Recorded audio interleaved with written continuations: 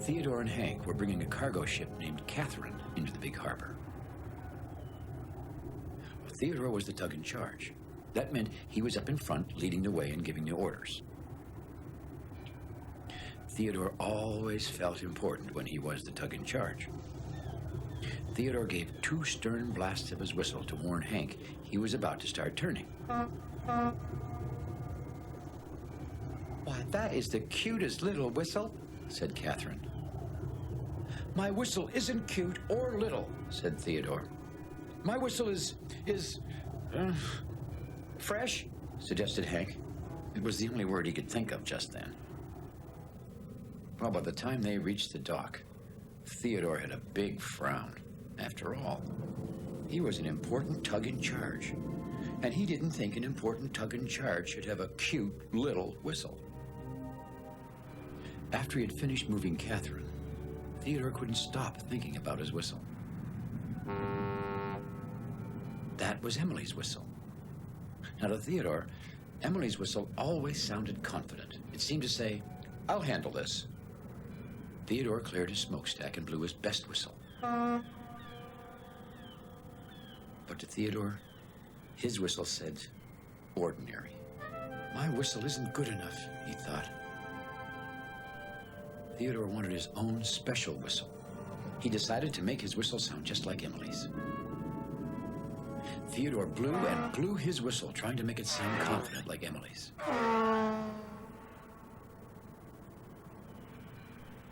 "What do you think?" he said. "Well," Emily wondered why Theodore was making that strange sound. "I think you should go to the repair yards," she said. "There may be something stuck in your smokestack." Not long after, Theodore spied Foduck passing by on his harbor safety patrol. Foduck whistled to let everyone know he was on the job. To Theodore, Foduck's whistle sounded very serious. It said, "I'm doing important things." Theodore decided that maybe his whistle should sound like Foduck's. Theodore blew and blew, trying to make his whistle sound serious and important. "Bat!" cried Foduck. "It sounds like there's a giant bat in the harbor. I better warn everyone."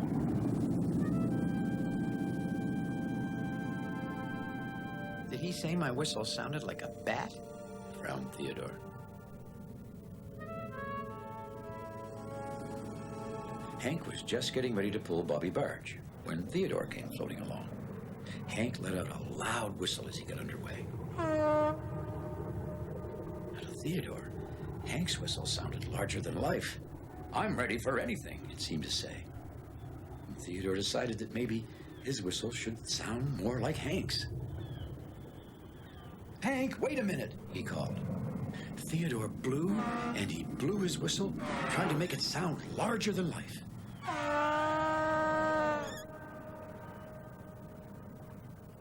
"Well," asked Theodore, after he had finished whistling for Hank, "what do you think of my new whistle? Is it bigger or just better?" Hank looked blank. But then, seeing how discouraged Theodore looked, he said, "It's bigger and better. It's bitter. No, it's butter. It sounds fresh."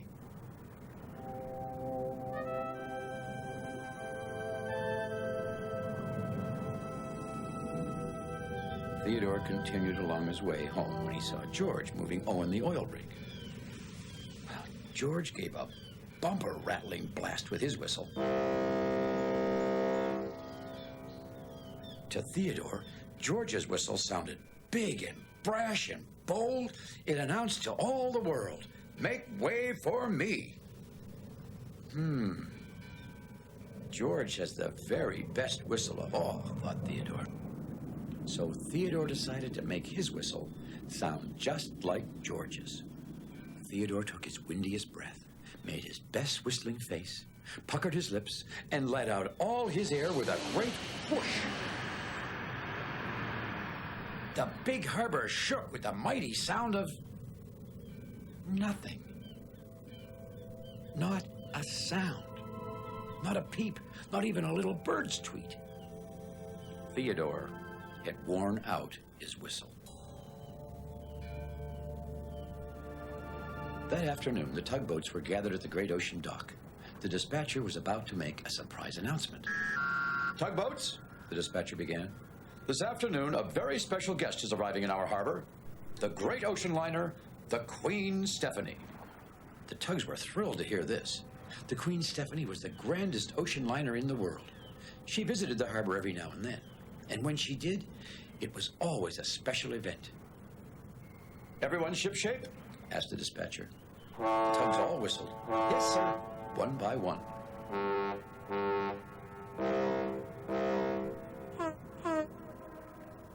All except Theodore. Theodore, Said the dispatcher. all shipshape?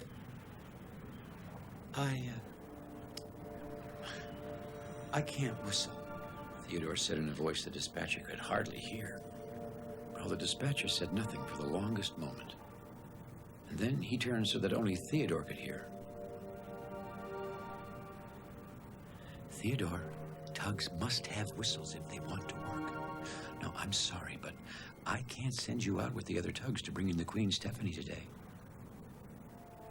Well, Theodore knew the dispatcher was right, but it didn't make it any easier. He wanted to help bring in the Queen more than anything. The other tugboats set off to meet the Queen Stephanie. Soon a mighty horn was heard, echoing across the water. Theodore could see all the other tugs greeting the Queen without him.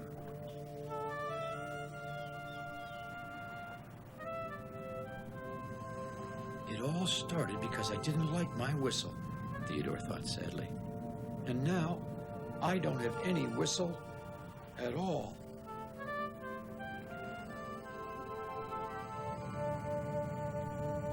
The sun had almost set by the time the tugs finished bringing in the Queen Stephanie.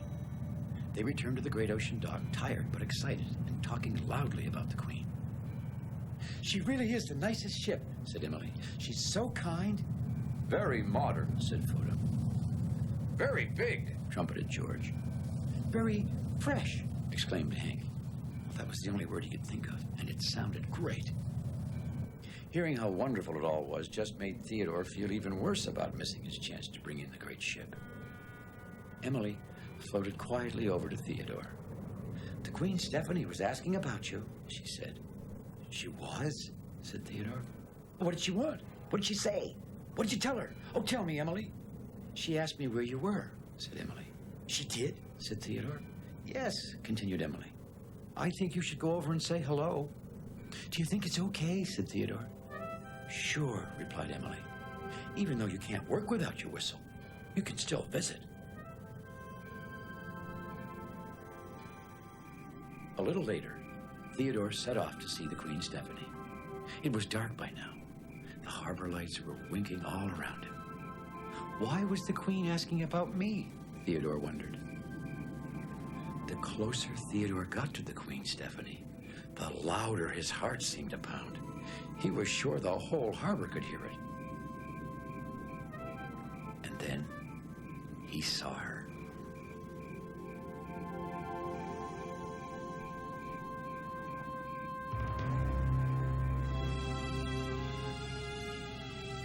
Theodore couldn't help but gasp out loud.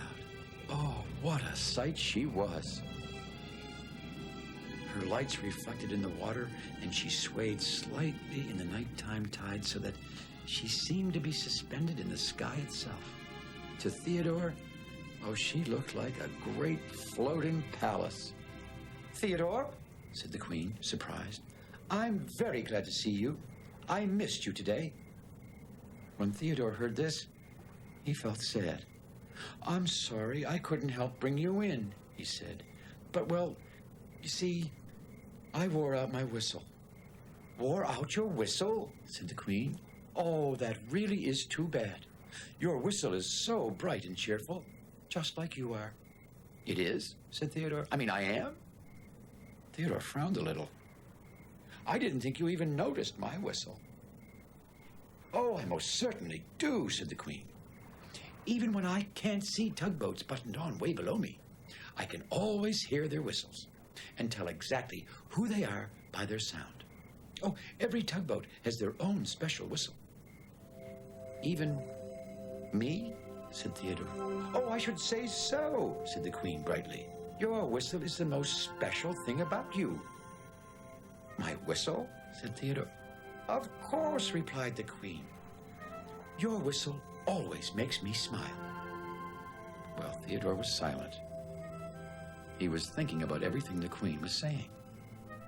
And somehow, just hearing her words made him feel much better about his whistle. I'm sure you'll get your whistle back soon, said the Queen. It just needs a little rest. And so do I, she yawned. It's getting late. Good night, Theodore. Good night, said Theodore. Theodore headed home, taking his time. It had seemed like a magical night, and he didn't want it to end just yet. The Queen, Stephanie, really was the nicest ship. It seemed she always knew just the right thing to say. Had she really said that his whistle was bright and cheerful and that it made her smile? I guess my whistle is special, Theodore thought. The night was clear and starry, and there was a gentle tang of salt sea air in the breeze. And Theodore felt happy. Then softly, so softly, he took a breath and let out a small, sweet, wonderful whistle. His good old Theodore whistle. And he just had to smile.